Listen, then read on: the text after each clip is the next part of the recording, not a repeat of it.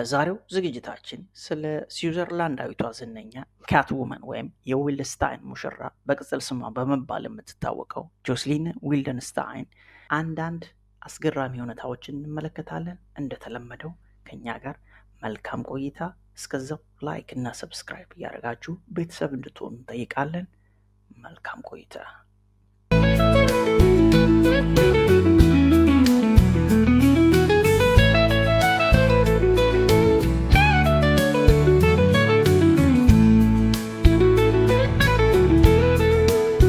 ህይወቷ የተለወጠው በ17 ዓመቷ ከስዊዘርላንዳዊ ፊልም ፕሮዲውሰር ጋር መገናኘት ስትጀምር ነበር። ጆስሊኒ በርሉሰን ከመካከለኛ መደብ ቤተሰብ ውስጥ የመጣች ሲሆን አባቷ በስፖርት መገልገያ መደብር ውስጥ ሰራተኛ ነበር። የህይወት እጣ ፈንታ አይታወቅምና በአንድ አጋጣሚ ህይወቷን የሚቀይር አጋጣሚ ተፈጠረ። በዚያ ጊዜ ገና 17 ዓመቷ ነበር። ታዲያ በወቅቱ አጋጣሚና እጣ ፈንታ አንድ ሰው ያገናኛታል። እሱም ስዊዘርላንድ ፊልም ፕሮዲውሰር ባለሙያ የሆነው ሴሪል ፔጌት ነበር። በኋላም የእሱን ትኩረት ስታገኝ ታሪኳ ተለወጠ።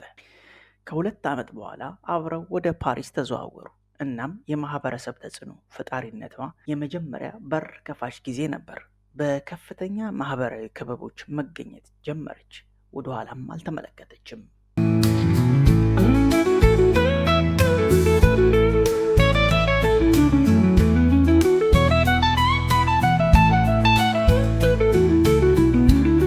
ከ10 ዓመታት በላይ በዓለም ላይ በጣም ሀብታም ማህበራዊ ተጽዕኖ ፈጣሪ ነበረች። ዛሬ ካሉት በጣም ተወዳጅ የማህበራዊ ተጽዕኖ ፈጣሪዎች መካከል በጣም በብዙ መጠን መጠቀም ትችል ነበር።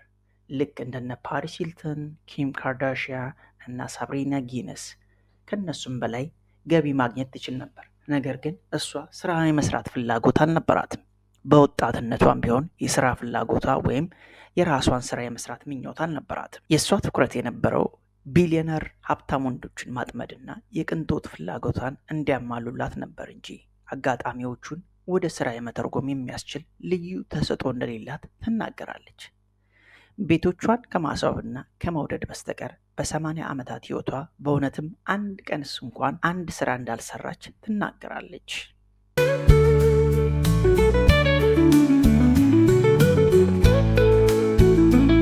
ጆስሊኒ በልጅነቷ አብዝታ የምትወደውን አደን ትማር ነበር። እናም ይህ ፍላጎቷ ወደ ጎልማሳነት ይዘው መጣች። ይህም በእርግጥ ከባሏ ጋር እንድትገናኝ ረድቷታል። በአደን ተግባሯ በኩል የሳውዲ የጦር መሳሪያ ነጋዴ አድናን ካሾንጌን አገኘች። እናሱ በ1977 በአፍሪካ ሳፋሪ ላይ እያሉ ከቢሊዮነር ነጋዴ ስነ ጥበብ ሰብሳቢ ኤሪክ ዌልድስታይን ጋር አስተዋወቃት። ጆስሊኒ በዛ ጊዜ 31 ዓመቷ ነበር እና ሁለቱም በግንኙነት ውስጥ ነበሩ። ነገር ግን በፍጥነት ግንኙነታቸውን አቋርጠው አብረው ለመሆን ወሰኑ። በኤፕሪል 1978 በላስ ቬጋስ ተጋቡ። በመቀጠል በትውልድ ከተማዋ ቅንጡ ሰርግ አደረጉ።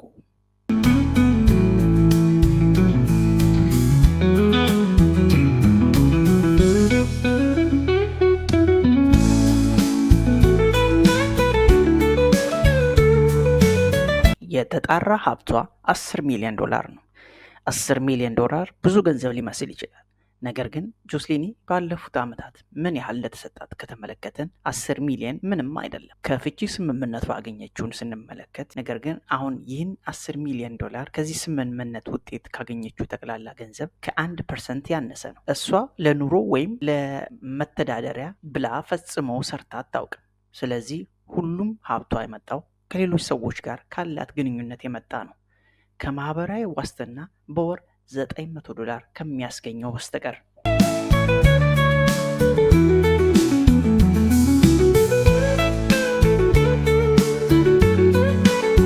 ባሏ ከሌላ ሴት ጋር ሲመግጥ ያዘችው፣ በኋላም በጠመንጃ አስፈራራት።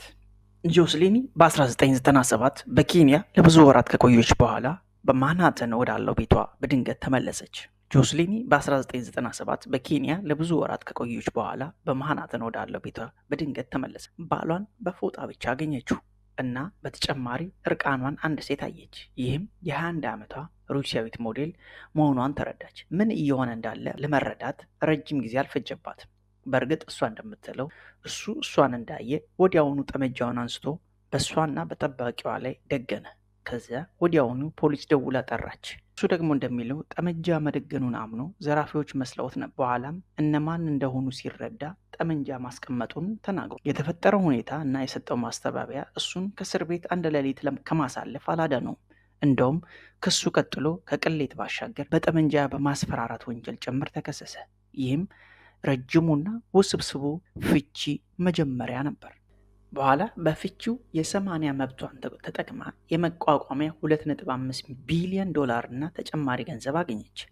ብቻ በአንድ ቃል በኤሌክ እና ጆስሊኒ መካከል ያለው ፍቺ ሂደት ከባድና አስቀያሚ ነበር። በጣም በርካቶች የሚከታተሉት ተወዳጅ የሆነ ጉዳይ ሆኖ ነበር። በዚህም የተነሳ ዳኛውም እንኳን የዛቻና የሞት ማስፈራሪያ ደርሶት ነበር። በተለይ በአሁኑ ጊዜ በንብረትና በጠቅላላ ሀብት ጉዳይ ላይ እንደሚደረገው የቅድመ ጋብቻ ስምምነት ሁለቱም አላደረጉም ነበር። ይህም ለአሌክ በጣም ከባዱና ውዱ ፍቺ ያደርገዋል። በእርግጥ ታማኝነት ማጣቱ መካድ ባይቻልም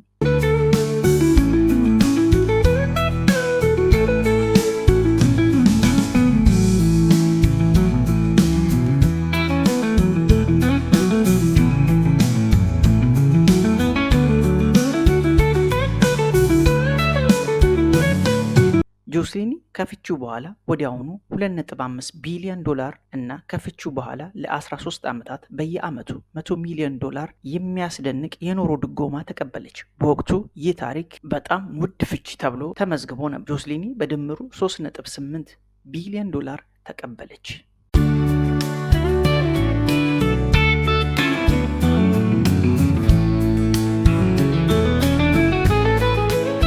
እሷና ባሏ በወር ቢያንስ 1 ሚሊዮን ዶላር ያወጡ ነበር። ጆስሊኒ ከኤሌክ ጋር በኖረችበት ጊዜ በአመት 550,000 ዶላር ለምግብና 60,000 ዶላር ለስልክ ክፍያ እንደምታወጣ ትናገራለች። ነገር ግን ከወር እስከ ወር ከሚያወጡት የቅንጦት ዕቃ ውጪ ሲነጻጸር ምንም አልነበረም። ጆስሊኒ እና ኤሌክ በአንድ ሾፒንግ ጉዞ 10 ሚሊዮን ዶላር ዋጋ ያላቸው ጌጣጌጦችንም ስትገዛ አታመነታም። ገንዘብ ለእነዚህ ጥንዶች ፍጹም ስጋት አልነበር። አሌክ ባለ ብዙ ቢሊዮን ሀብታም ሲሆን ከአባቱ ከ10 ቢሊዮን ዶላር በላይ ወርሶ እንደነበረ ይታወቃል። ጥንዶቹ በወር ቢያንስ 1 ሚሊዮን ዶላር ለቅንጦትና ለኑሯቸው ያወጡ ነበር።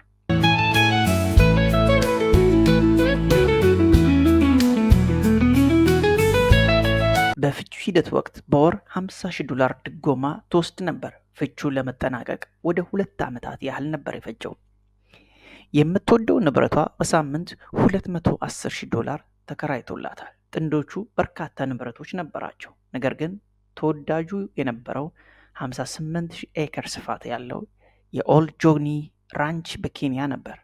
ራንቹ 250 ህንፃዎች፣ 55 ሰው ሰራሽ ሐይቆች፣ 2 መዋኛ ገንዳዎችና ለ2 ነብሮች መኖሪያ የሆነ ጥይት መከላከያ መስታወት ያለው ዋሻ ነበር። ከ350 በላይ የተቀጠሩ ረዳቶችም ነበሩት። ልጃቸው 17 ዓመት ሲሞላት በንብረቱ ላይ 3 ሚሊዮን ዶላር ዋጋ ያለው መኖሪያ ቤት ሰሩላት። እንዲሁም የዱር እንስሳ ጥበቃ ቦታ ያለው ሲሆን ዝሆኖች፣ ዜብራ፣ እጅግ ብርቅ የሆኑ እንስሳትና ጥቁር አውራሪሶች ነበሩ። ከመሬት በታች አስገራሚ መኖሪያ አለው። መስኮቶቹ በአይን ደረጃ ላይ ሆነው ዱር እንስሳትን ያለመረበሽ መመልከት የሚያስችል ነበር። ከፍቺው በኋላ ለ14 ሰዎች በሳምንት 210,000 ዶላር ሪዞርቱን ከራይታል። በኋላም ከፈረንሳዩ ዲዛይነር ሎይድ ክላይን ጋር በብዛት መታየት ጀመረች። ጆስሊኒ ያላት ግንኙነት በይፋ ብዙ ባይወራም ነገር ግን ብዙ ጊዜ ከረጅም ጊዜ ወንድ ጓደኛ ሎይድ ክላይን ጋር ተጣምራ ብዙ ጊዜ ትታያለች። እሱም ከእሷ 27 ዓመት ታናሽ ነው። እሱ አሁን 53 ዓመቱ ሲሆን እሷ ደግሞ ወደ 80ዎቹ ነች። ክላይን በራሱ ስም የተሰየመ የፋሽን መለያ ያለው ሲሆን ፈረንሳዊ ኩተር ዲዛይነር ነው። ዲዛይኖቹ በፓውላ አብዱል እና ናታሊ ኮል፣ ኒኪ ሚናጅ ያሉ ታዋቂ ሰዎች ለብሰውታል። ጥንዶቹ ከ14 ዓመት በላይ አብረው የፍቅር ግንኙነት ኖረዋል። በቅርቡ ለእሷም የጋብቻ ጥያቄ አቅርቧል። ተወዳጁ የዊልድስታይን ሙሽራ የተሰኘውን የሙዚቃ ሀሳብ መነሻውን አለች። ታዋቂ በሎስ አንጀለስ መሰረት ያደረገው የአሻንጉሊት ተጫዋች ማርሻል ደሊላ በጆስሊኒ ሕይወትና ተሞክሮች ተመስጦ የዊልድስታይን ሙሽራ የተሰኘውን የሙዚቃ ስራውን ሰራ። ቪዲዮውን ክሊፕ በአሻንጉሊቶች እንዲተወን አድርጎ በድርብ ጎን ያለውን አሻንጉሊት ጆስሊናንና ኤሌክ ዊልደንስታይን ሁለቱንም ይጫወታሉ። ታሪኩ ስለ አንዲት ጸጉርና ጥፍር ያደገባት በርካታ የፕላስቲክ ቀዶ ጥገና በማድረግ እንደ ድመት ለመምሰል የሞከረች እና የባሏን ትኩረት ለመሳብ የጣረችን ሴት ላይ ያተኮረ ሙዚቃ ነበር። ሙዚቃው በሎስ አንጀለስ፣ በኒውዮርክ፣ በኦርላንዶ፣ በአትላንታ ጨምሮ በሌሎችም ከተሞች በከፍተኛ መጠን ስኬት አግኝቷል።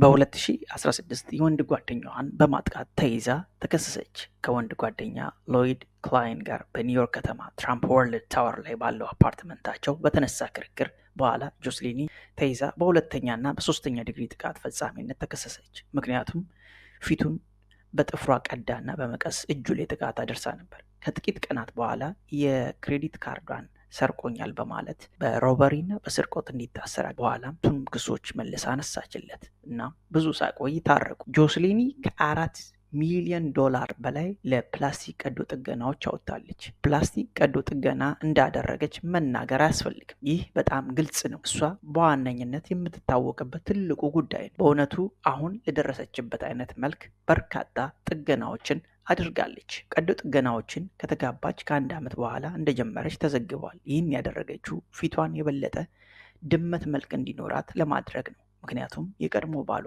ትልልቅ ድመቶችን ይወድ ነበር። ምንም እንኳን ፊቷን በአንዳንዶች እንዳስፈሪ ነገር ቢታይም እሷ ግን መልኳን እንደምትወደው ትናገራለች። ስላደረገችው በርካታ ቀዶ ጥገናዎችም ምንም እንደማይጸጽታት ሁሉ ገልጻለች።